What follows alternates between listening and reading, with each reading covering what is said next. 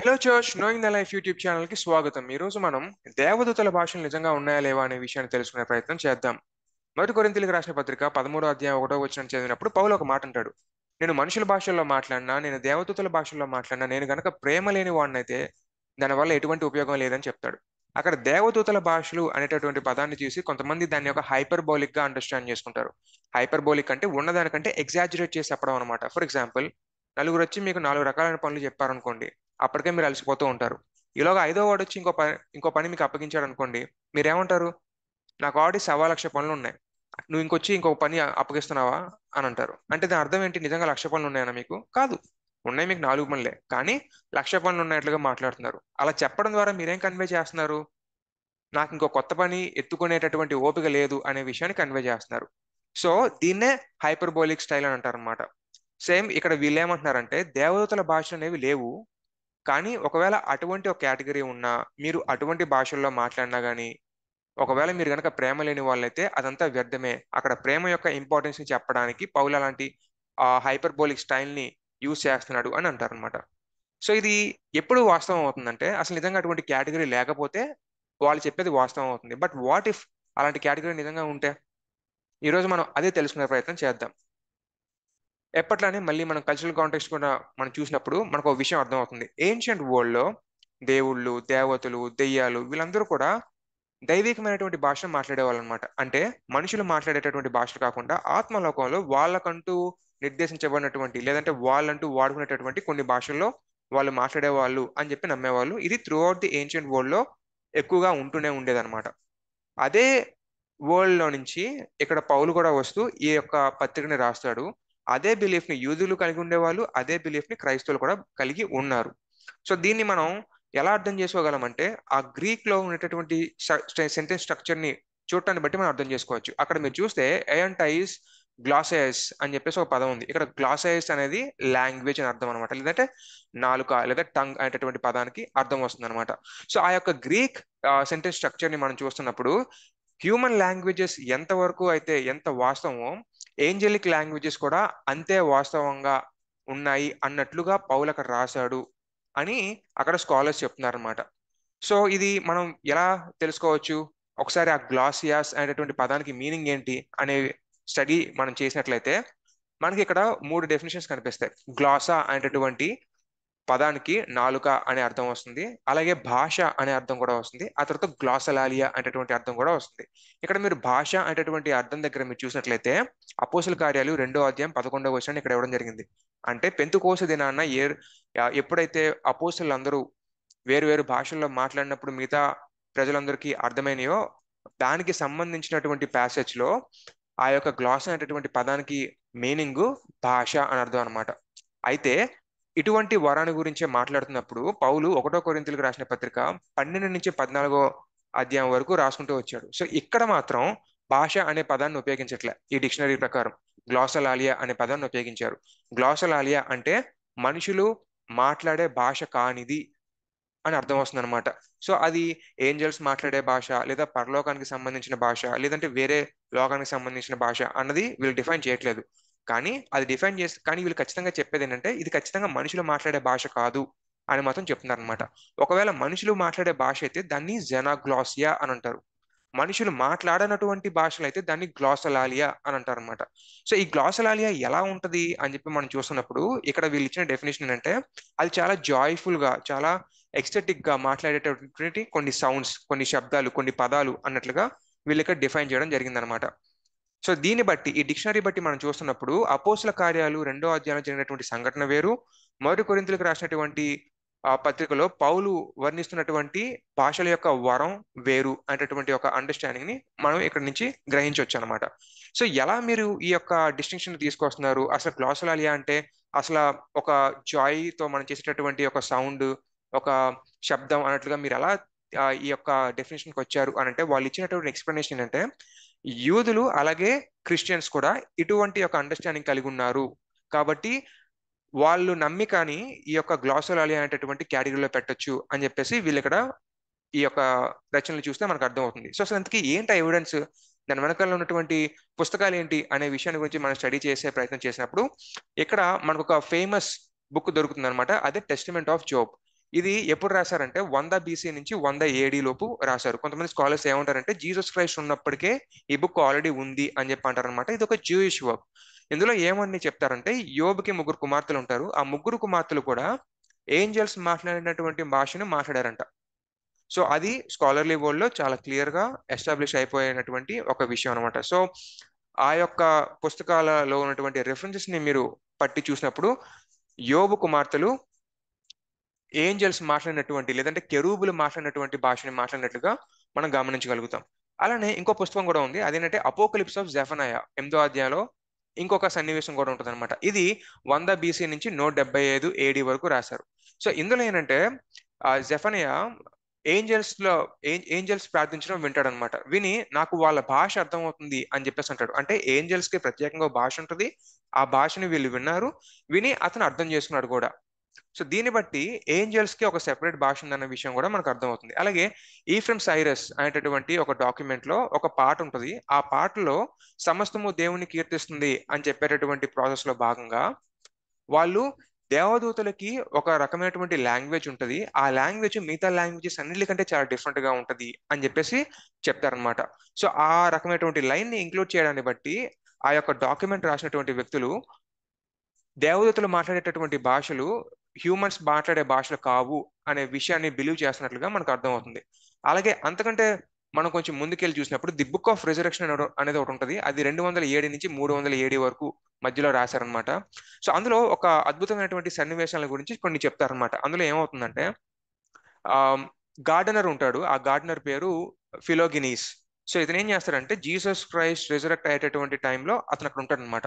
అతను నిద్రపోయి లేచి చూసిన తర్వాత సమాధి అంతా ఖాళీగా ఉంటుంది. అక్కడ చూస్తే మొత్తం దేవతల యొక్క సమూహం అక్కడ ఉంటుంది అనమాట. సో వాళ్ళందరూ కూడా కెరూబులు మాట్లాడేటటువంటి భాషల్లో దేవుని కీర్తిస్తుంటే మిగతా వాళ్ళందరూ ఆమెన్ హల్లెలూయా అని అంటున్నారంట.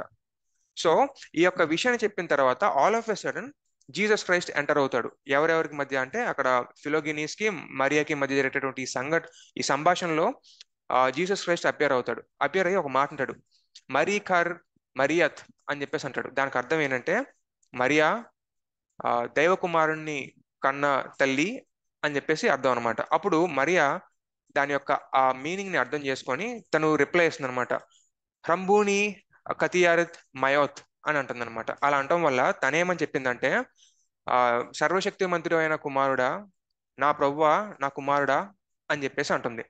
సో ఇలా వాళ్ళు భాషల్లో మాట్లాడినట్లుగా ఇక్కడ రికార్డ్ చేయబడింది అనమాట. ఆ తర్వాత ప్రభు అయిన క్రీస్తు వారు ఒక భాషలో మాట్లాడతారు. అలా భాషల్లో మాట్లాడినప్పుడు ఆ యొక్క భాషకి మీనింగ్ కూడా వాళ్ళకి అర్థం కాదు.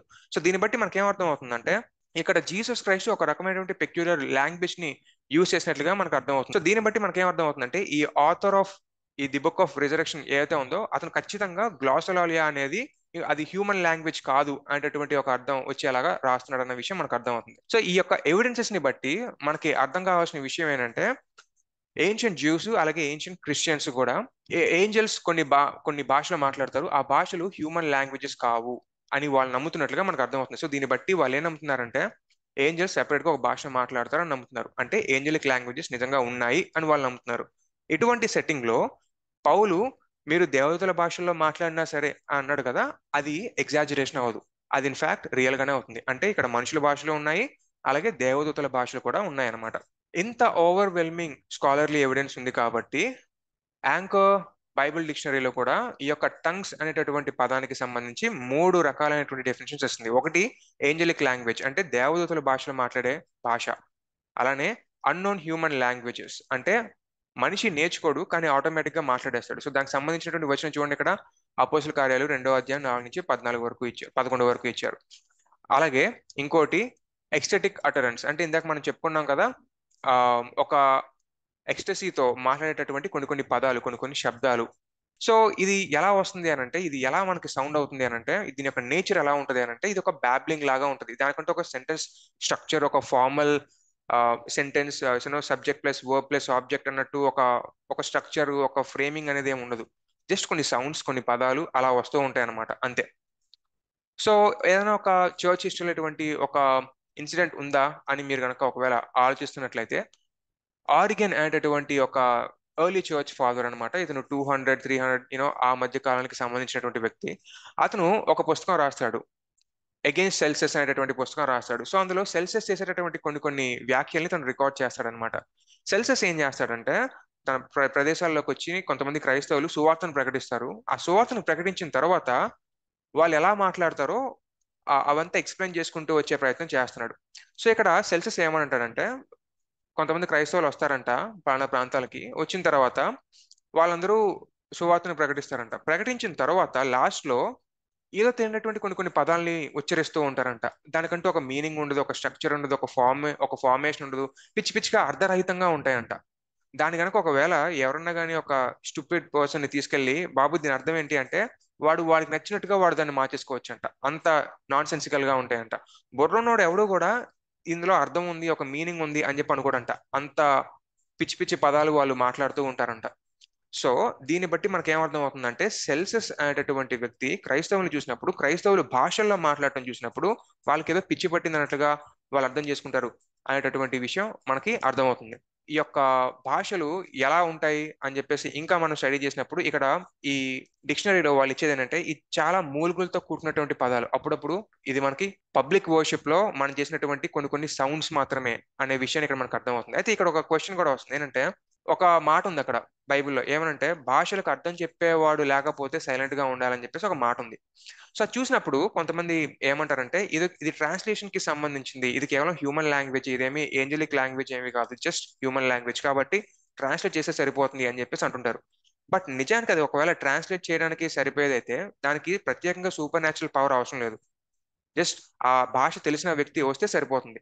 కానీ అక్కడ పౌలు అటువంటి దాన్ని యాంటిసిపేట్ చేయట్లేదు. పౌలు చెప్పేదాని ప్రకారం చూస్తుంటే ఆ యొక్క భాషని ఎవ్వరూ ట్రాన్స్లేట్ చేయలేరు. ఎందుకు అనంటే అది ఎవరికి అర్థం కాదు. అంటే అది కోడెడ్ లాంగ్వేజ్ కాదు. ఒకవేళ అది కోడెడ్ లాంగ్వేజ్ అయి ఉంటే దానికంటూ ఒక స్పెసిఫిక్ స్ట్రక్చర్ అనేది ఉన్నట్లయితే ఆ స్ట్రక్చర్ ని మనం డీకోడ్ చేసినా లేదా ఆ కోడ్ ని మనం డీకోడ్ చేసినా ఎవరైనా దాన్ని ఈజీగా అర్థం చేసుకోవచ్చు. బట్ అక్కడ ఆ ప్రాణ వ్యక్తి భాషల్లో మాట్లాడుతున్నప్పుడు తను స్పిరిట్ ద్వారా మూవ్ చేయబడి ఆ మాట్లాడేటటువంటి భాషల ద్వారా మిస్టరీస్ ని పలుకుతున్నాడు కాబట్టి అక్కడ మిస్టరీస్ ని అండర్స్టాండ్ చేసుకొని దేవుడి శక్తి ద్వారా ఆ మిస్టరీని ట్రాన్స్లేట్ చేసి చెప్పాల్సినటువంటి పరిస్థితి ఏర్పడుతుంది. సో అక్కడ ఉన్నటువంటి పదం ఏదైతే ఉందో గ్రీక్ లో దానికి ఇంకొక పదం, ఇంకొక మీనింగ్ కూడా ఉంది. ఒకటి ట్రాన్స్లేషన్ అయితే రెండోది అర్థాన్ని చెప్పడం, అర్థవంతంగా ఎక్స్ప్లెయిన్ చేసి చెప్పడం. ఏదైతే మనకు అర్థం కావట్లేదో దాన్ని అర్థవంతంగా అర్థమయ్యేలాగా ఎక్స్ప్లెయిన్ చేసి చెప్పడం అనమాట. నిజంగా హ్యూమన్ లాంగ్వేజ్ అయితే ఆబ్వియస్లీ ఇందాక వాళ్ళు చెప్పినట్టు ట్రాన్స్లేట్ అనేటువంటి పదాన్ని ఉపయోగించవచ్చు. బట్ ఒకవేళ అది ఏంజలిక్ లాంగ్వేజ్ అయితే ఆ ఏంజలిక్ లాంగ్వేజ్ ఒక స్ట్రక్చర్ అనేది లేకపోతే ఆ ఏంజలిక్ లాంగ్వేజ్ కేవలం కొన్ని శబ్దాలతోటి కొన్ని పదాలతో కూడుకున్నటువంటి భాష అయితే ఆబ్వియస్లీ దాన్ని ట్రాన్స్లేట్ చేయడం ఇంపాసిబుల్ అవుతుంది. దాన్ని కేవలం అర్థం చేసుకొని ఆ అర్థాన్ని మాత్రమే మనం చెప్పగలిగేటటువంటి పరిస్థితి మనకు వస్తుంది అనమాట. సో దీనికి super natural power of interpretation మనకు కావాలి. సో అదే విషయాన్ని ఇక్కడ డిక్షనరీస్ లో కూడా చెప్పడం జరుగుతుంది అనమాట.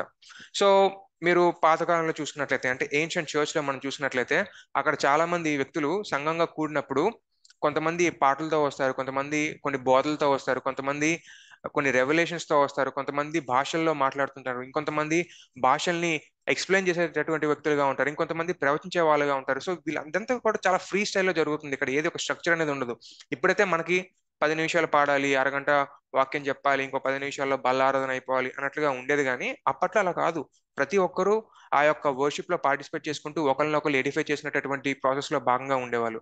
సో ఆ కాలంలో భాషల్లో మాట్లాడేవాళ్ళు, ఆ భాషల్ని ఇంటర్ప్రిట్ చేసేటటువంటి పరిస్థితులు కూడా ఉండేవి. బట్ అన్ఫార్చునేట్లీ ఇప్పుడు మనం చూసుకుంటే మనం కీర్తనలు పాడుతున్నాం, అలాగే లెసన్స్ గురించి నేర్చుకుంటున్నాం, తర్వాత ప్రవచనం గురించి కూడా మనం ఆలోచిస్తున్నాం. కానీ నిజానికి భాషల్ని ఇంటర్ప్రిట్ చేసేదానిగా మాత్రం మనం రెప్లికేట్ చేయలేకపోతున్నాం. ఒక రకంగా చెప్పాలంటే ఏన్షియంట్ చర్చ్ ఎలా అయితే ఉందో అలా ఉండడంలో మనం ఫెయిల్ అయిపోతున్నాం అనే విషయాన్ని మనం అర్థం చేసుకోవాలి. సో కాంగ్రిగేషన్ లో అందరూ ఉన్నప్పుడు భాషల్లో మాట్లాడుతున్నారు అని అంటేనే భాషలకంటూ ఒక ఇంపార్టెన్స్ ఉంది అన్న విషయాన్ని మనం అర్థం చేసుకోవాలి. సో ఈ రోజు మనం ఆ భాషల్ని అవహేళన చేస్తూ పిచ్చి పిచ్చిగా మాట్లాడేస్తూ వ్యక్తులుగా చేస్తూ ఉన్నాము అని అంటే ఆబ్వియస్లీ మనం నిజంగా న్యూ టెస్టిమెంట్ చర్చ్ ఉండేటటువంటి విధంగా మనం ఉండట్లేదు అని మనం అర్థం చేసుకోవాలి. అందుకే దీన్ని చాలా సింపుల్ గా చెప్పాల్సి వచ్చినప్పుడు ఇక్కడ గార్డెన్ డీఫీ గారు చాలా అద్భుతంగా చెప్తారు. 1 కొరింథీయులకు రాసినటువంటి పత్రిక 14వ అధ్యాయంలో మనం చూసినట్లయితే అది ఎర్త్లీ లాంగ్వేజెస్ కి సంబంధించింది కాదు అన్న విషయం మనం అర్థం చేసుకోవచ్చు. అది ఖచ్చితంగా భూ లోకానికి సంబంధించిన భాషలు కానటువంటివి అనేటటువంటి ఒక సింపుల్ ఎక్స్ప్లెనేషన్ ని ఆయన ఇవ్వడం జరుగుతుంది అనమాట. అయితే ఇంకొక విషయాన్ని కూడా నేను మీకు చెప్పాలనుకుంటున్నాను. ఒక సోషల్ కాంటెక్స్ట్ కూడా మీకు చెప్తాను. అదేంటంటే అక్కడ కొరింథు పట్టణంలో లేదంటే ఆ చుట్టుపక్కల ప్రాంతాల్లో ఎలా ఉండేదంటే భాషల్లో ఒకవేళ మీరు కనుక మాట్లాడితే మీకంటూ ఒక హై స్టేటస్ వచ్చేదన్నమాట. అక్కడ కూడా చాలా మంది భాషల్లో మాట్లాడే వాళ్ళు మేబీ తమను తాము చాలా అప్పర్ స్టేటస్ లో ఉండేటటువంటి వ్యక్తులుగా చూసుకునే వాళ్ళేమో.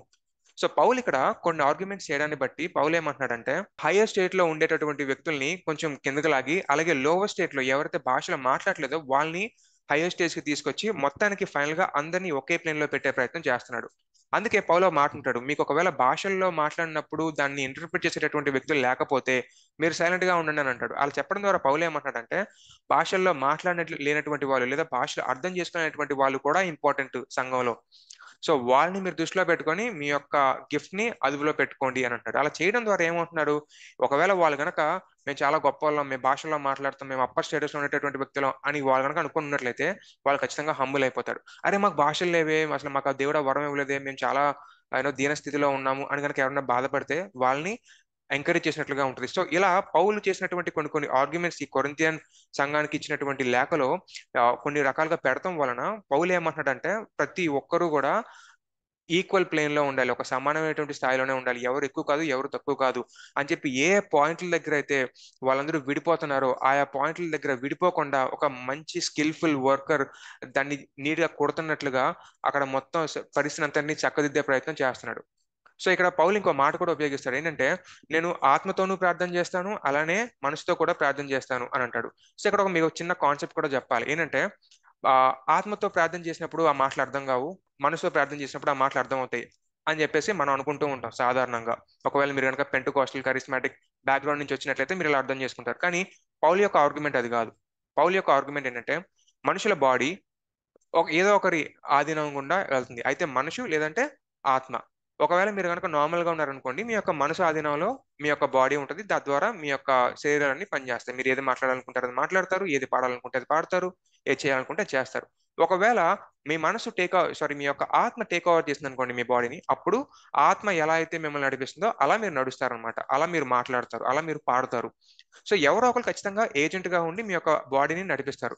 సో మనసు చేసిన దాని ప్రకారం చూసినప్పుడు అది రేషనల్ గా ఉంటది, ఆత్మ టేక్ ఓవర్ చేసినప్పుడు మీ బాడీని అది కూడా రేషనల్ గా ఇన్ ఇట్స్ ఓన్ టర్మ్స్ ఉంటది.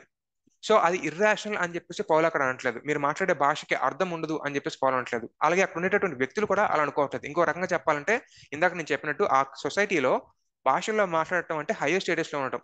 అది ఎవరికి అర్థం కాకపోయినా కానీ అందులో రేషనాలిటీ ఉంది, అందులో మీనింగ్ ఉంది, అది ఆత్మలోకానికి సంబంధించింది కదా అనేటటువంటి ఒక అండర్స్టాండింగ్ తో వాళ్ళు ఉండేవాళ్ళు అనమాట. సో కాబట్టి ఈ రోజు ఎవరైతే ఈ యొక్క ఆర్గ్యుమెంట్ తీసుకొచ్చి ఆ భాషల్లో మాట్లాడే వాళ్ళు కేవలం రబరబా శివ శివ అంటారు, లేదంటే భాషలో మాట్లాడే వాళ్ళు దెయ్యాల భాషలో మాట్లాడుతున్నారు, దేవుడి ఆత్మ కాదు, ఆ భాషలు అంటే పిచ్చి పిచ్చి గోల్ చేస్తున్నారు, అసలు అందులో అర్థం లేదు అర్థం లేదు అని చెప్పేసి ఎవరైతే ఆర్గ్యుమెంట్స్ చేస్తున్నారో, నిజానికి ఈ యొక్క ఆర్గ్యుమెంట్స్ అన్ని కూడా యాంటై క్రిస్టియన్ అయినటువంటి సెల్సెస్ క్రిస్టియన్స్ మీద చేశాడు. బట్ ఐరనీ ఏంటంటే ఇప్పుడు క్రిస్టియన్స్ మీద చేస్తున్నారు. But whatever it is, Paul యొక్క ఆర్గ్యుమెంట్ ప్రకారం ఇది రేషనలా ఇర్రేషనలా అనేటువంటి కాన్సెప్ట్ లో పౌలు మాట్లాడలేదు. ఇది మొత్తం రేషనలే, కాకపోతే ఒక రేషనాలిటీ మనకు అర్థమవుతుంది, అంటే మైండ్ ద్వారా మాట్లాడినటువంటి మాటలు మనకు అర్థమవుతాయి. ఇంకొక కైండ్ ఆఫ్ రేషనాలిటీ అంటే స్పిరిట్ తో మాట్లాడినటువంటి మాటలు మనకి అర్థం కావు.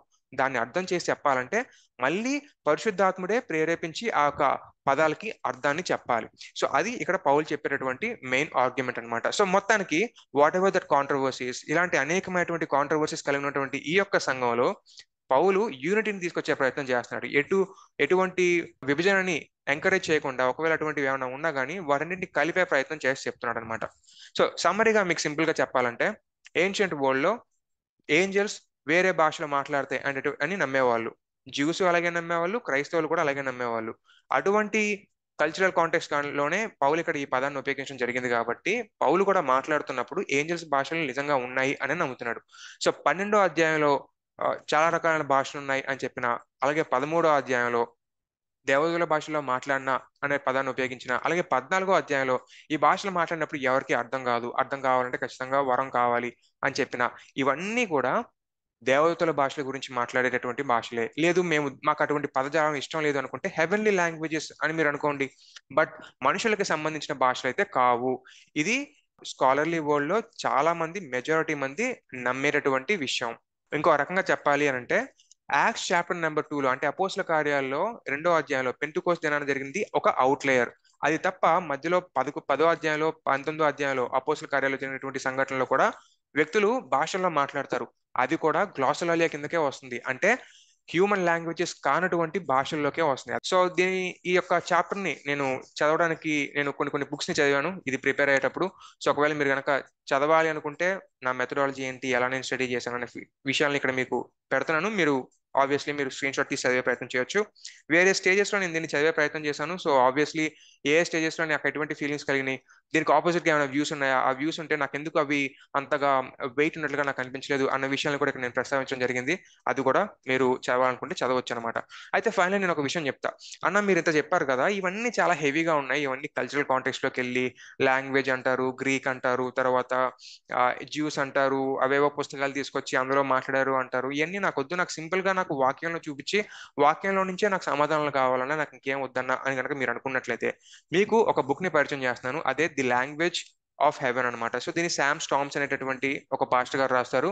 చాలా అద్భుతంగా, చాలా సరళంగా, ఈజీగా ఉన్నటువంటి భాషలో మనకు రాస్తారు. ఒకవేళ మీరు కనుక వాడాలి అనుకుంటే, దీని గురించి తెలుసుకోవాలనుకుంటే ఈ యొక్క లాంగ్వేజ్ ఆఫ్ హెవెన్ అనేటటువంటి పుస్తకాన్ని మీరు కొనుక్కొని చదివే ప్రయత్నం చేయొచ్చు. అయితే ఇంకొక ఇంట్రెస్టింగ్ నోట్ కూడా మీకు చెప్తాను. అపోస్తల కార్యాల్లో 2వ అధ్యాయంలో మీరు చూసినటువంటి జెనోగ్లోసియా అనేది ఏదైతే ఉందో, దాన్ని కొంతమంది చూసినప్పుడు ఫస్ట్ కొరింథియన్స్ కి సంబంధించినటువంటి ఒక కాన్సెప్ట్ యొక్క ఆ, కోణంలోనే చూసే ప్రయత్నం చేస్తారు. కొంతమంది ఏమంటారంటే ఏదైతే గ్లాసోలాలియాగా ఉందో యాక్ట్ చాప్టర్ నెంబర్ 2లో, అది జెనోగ్లోసియాగా మారడం ఒక అద్భుతం అని చెప్పేసి అంటుంటారు అనమాట. అది ఇంకొక అద్భుతం అన్నట్లుగా చెప్తారు. సో దాని గురించి ఇంకొంచెం డీటెయిల్ గా మీకు కావాలనుకుంటే ఇందాక నేను ఆల్రెడీ పాయింట్అవుట్ చేసిన ది టంగ్స్ ఆఫ్ ఏంజల్స్ అనేటటువంటి బుక్ ని మీరు చదివే ప్రయత్నం చేయొచ్చు. బట్ అగైన్ ఇది కొంచెం అడ్వాన్స్ గా వెళ్ళాలి అనుకుంటే, బట్ అదర్వైజ్ మీకు ఈ బుక్ ని మీరు తీసుకొని చదవాలనుకుంటే మోస్ట్ ఆఫ్ ద క్వశ్చన్స్ కి ఆన్సర్స్ దొరికేస్తాయి. ఓకే. అండ్ దెన్ ఫైనల్లీ ఇంకో విషయం చెప్పడం మర్చిపోయినది అదేంటంటే, మీరు చర్చ్ హిస్టరీలో చూస్తున్నప్పుడు ఎక్కడా కూడా గ్లాసోలాలియా కనిపిస్తుంది, జెనోగ్లోసియా కనిపిస్తుంది. అంటే వ్యక్తులు హ్యూమన్ లాంగ్వేజెస్ గా మాట్లాడటమే కనిపిస్తుంది. అలాగే మొదటి కొరింథీయులకు రాసినటువంటి పత్రికకి సంబంధించినటువంటి కమెంటరీస్ మీరు చూసినా గానీ అక్కడ వాళ్ళందరూ దేవతల భాష గురించి ఎక్కడా మాట్లాడరు. కేవలం మనుషులకు సంబంధించినటువంటి భాషగానే వాళ్ళు చూస్తారు. దానికి పలు రకాల కారణాలు ఉన్నాయి. ఇందాక నేను చూపించినట్టు సంఘ చరిత్రలో 200, 300 ఏడి వరకు కూడా ఈ యొక్క గ్లాసోలాలియా అనేది చాలా విస్తృతంగానే ఉంది. బట్ ఆ తర్వాత కాలంలో ఏమైందంటే చర్చ్ ఫాదర్స్ గ్లాసోలాలియాకి జెనోగ్లోసియాకి మధ్య కన్ఫ్యూజన్ ఏర్పడింది. ఆ తర్వాత మాంటనిజం అనేటటువంటి గ్రూప్ వచ్చింది. ఆ మాంటనిజం అనే గ్రూప్ కూడా ఈ యొక్క భాషలో మాట్లాడటానికి ప్రసిద్ధి అనమాట. వాళ్ళు అంటే లైక్ వాళ్ళని గుర్తించినప్పుడు ఇలాగనే గుర్తించేవాళ్ళు అనమాట. So maybe various of the factors వల్ల వాళ్ళ తర్వాత జెనోగ్లోసియా అనే గ్లాసోలాలియాగా వాళ్ళు మార్చుకొని అలా ఇంటర్ప్రిట్ చేస్తూ అక్కడి నుంచి కూడా థర్డ్ సెంచరీ నుంచి లేదా 4th సెంచరీ నుంచి చూసుకుంటూ వచ్చినప్పుడు ప్రతి కమెంటరీలో కూడా లేదా వాళ్ళు చేసినటువంటి ప్రతి మెసేజ్ లో కూడా ఇది కేవలం మనుషులకు సంబంధించిన భాషలే అని చెప్పేటటువంటి అర్థం వచ్చే విధంగా కమెంటరీస్ ఇచ్చుకుంటూ వచ్చారు. అయితే మనం ఒక విషయాన్ని గమనించాలి ఇక్కడ ఏంటంటే, చర్చ్ ఫాదర్స్ ని దృష్టిలో పెట్టుకొని మన బైబిల్ చదవకూడదు. బైబిల్ రాయబడింది సెకండ్ టెంపుల్ టైం పీరియడ్ లో. సెకండ్ టెంపుల్ టైం పీరియడ్ అంటే రెండో మందిరం కట్టిన కాడి నుంచి రెండో మందిరం కూలిపోయిన కాడ వరకు, అంటే ఈ 70 AD వరకు అనమాట. సో ఈ యొక్క మధ్య కాలంలో రాయబడ్డటువంటి ఒక కాంటెక్స్ట్ లోనే మనం ఈ యొక్క బైబిల్ అర్థం చేసుకోవాలి. ఎందుకంటే బైబిల్ రాయబడింది ఆ కాలంలో కాబట్టి. సో ఆ తర్వాత వచ్చినటువంటి చర్చ్ ఫాదర్స్, అంటే ఆ తర్వాత 200 ఏళ్ళకి 300 ఏళ్ళకి వచ్చినటువంటి చర్చ్ ఫాదర్స్ కి ఇన్ఫర్మేషన్ ఉండదు. అండ్ డెఫినెట్ గా వాళ్ళ యొక్క వ్యూస్ ని బైబిల్ మీద ఇంపోజ్ చేయడం కూడా కరెక్ట్ కాదు. పాత నిబంధన చదివినప్పుడు ఏన్షియన్ నియర్ ఈస్ట్ కాంటెక్స్ట్ లో చదవాలి. న్యూ టెస్టిమెంట్ చదివినప్పుడు సెకండ్ టెంపుల్ లిటరేచర్ కాంటెక్స్ట్ లో మనం చదవాలి. సో అలా చదివినప్పుడు మాత్రమే వాళ్ళు ఏ ఉద్దేశంలో ఆ యొక్క వాక్యాన్ని రాసే ప్రయత్నం చేస్తారో మనకి ఇంకొంచెం క్లియర్ గా అర్థమయ్యే అవకాశాలు ఉంటాయి. సో చర్చ్ ఫాదర్స్ ఎవరన్నా మీకు చూపించి చర్చ్ ఎప్పుడు కూడా దీన్ని జెనోగ్లోసియాగా నమ్మింది కాబట్టి మీరు దీన్ని జెనోగ్లోసియాగానే తీసుకోవాలి, ఇది హ్యూమన్ లాంగ్వేజెస్ కానీ మీరు తీసుకోవాలని ఎవరైనా ఒక ఆర్గ్యుమెంట్ కనుక చేసినట్లయితే మీరు దాన్ని అంత పట్టించుకోవాల్సిన అవసరం లేదు. జస్ట్ ఒక పీస్ ఆఫ్ అడ్వైస్ మాత్రమే. Fine, thanks a lot. మళ్ళీ నెక్స్ట్ టైం ఇంకేమన్నా విషయాలు ఉంటే వాటి గురించి కూడా మనం స్టడీ చేసే ప్రయత్నం చేస్తాం. ఎస్పెషల్లీ నాకు ఇంకొక ఆలోచన కూడా ఉంది, ఏంటంటే ఆత్మవరాలు ఉన్నాయా లేవా, ఈ రోజు అవి కొనసాగుతున్నాయా లేవా అనేటటువంటి ఒక కాన్సెప్ట్ మీద వీడియో చేద్దాం అనుకుంటున్నాను. చేస్తాను కూడా. All right, have a great day. Bye.